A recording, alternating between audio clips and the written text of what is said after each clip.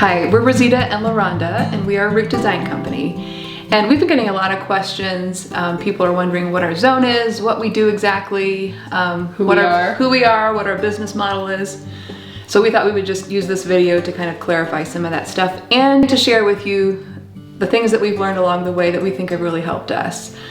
We've been doing this for about 5 years now, or is this six or seven? I don't know, we've been doing this for a long time.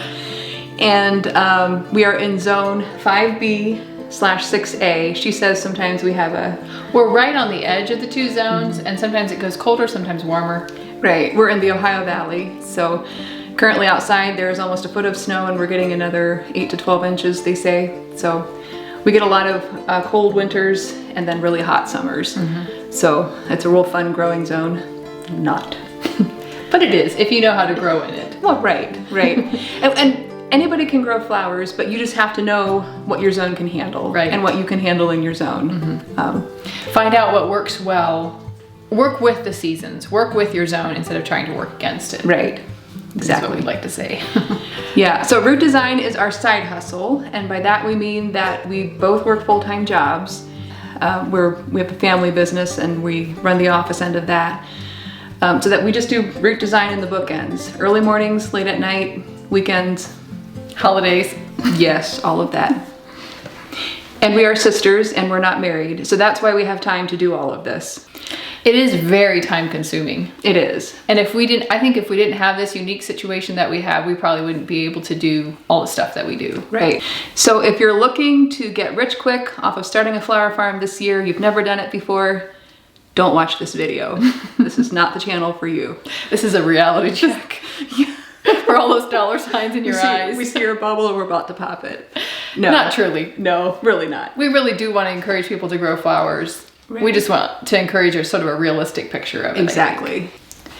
If 2020 did anything for us, it was to clarify the fact that it was smart for us to start small and just sort of grow as we could.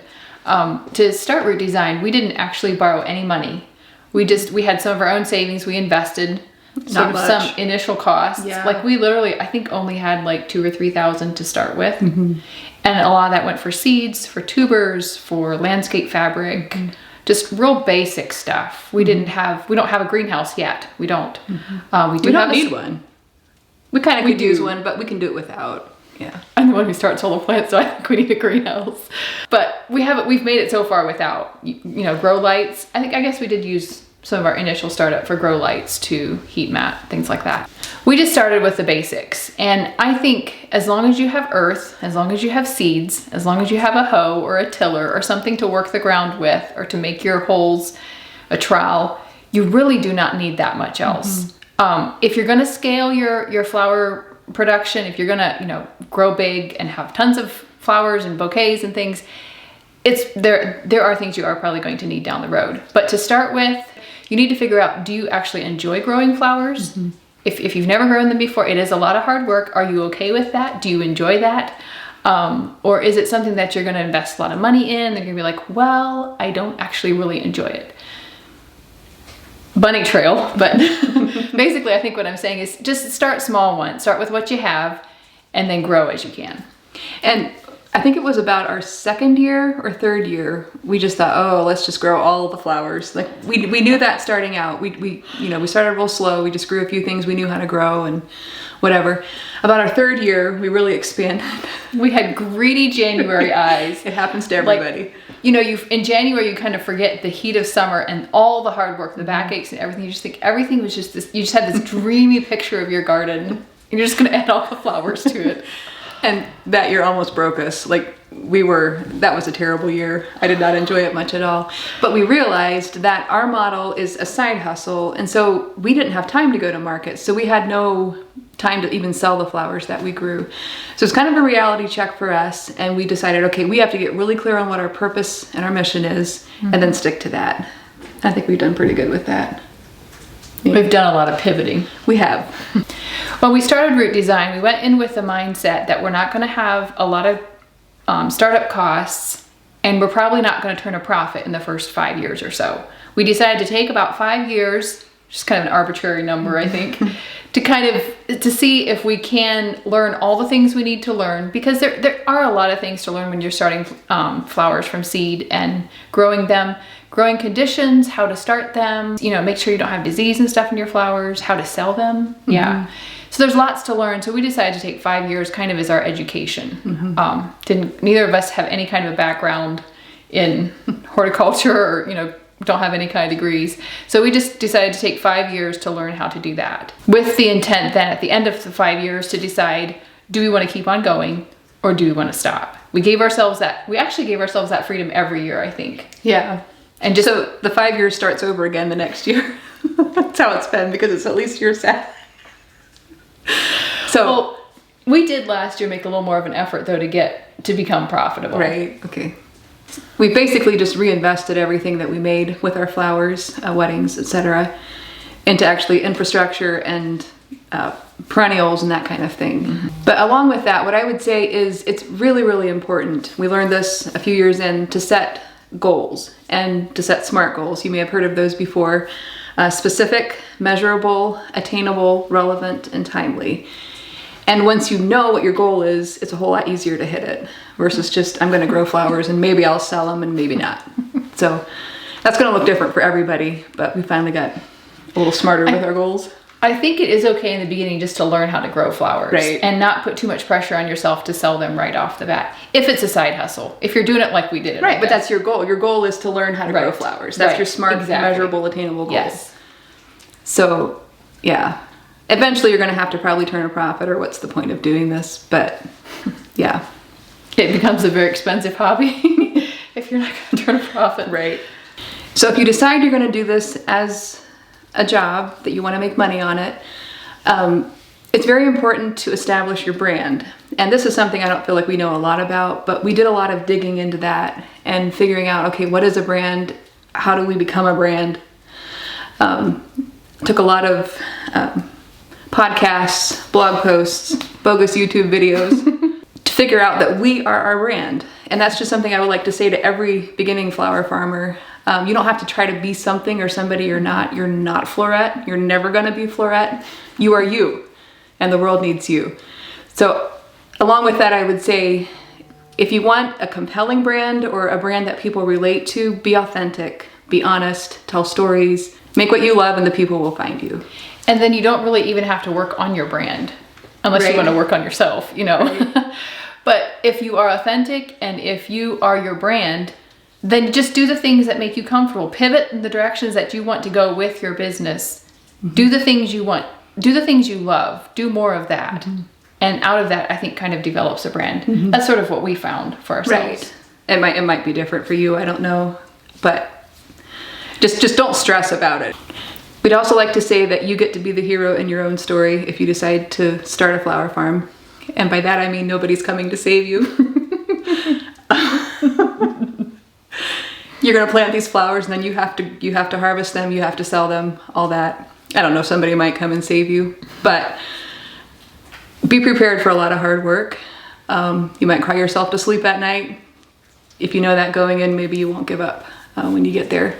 But it's hard work. So if you're wanting to get rich quick and not work hard, this is not for you. Try a different side hustle. Yeah, right. Okay, the next thing we like to say is that location does matter when you're starting a flower farm, for two reasons.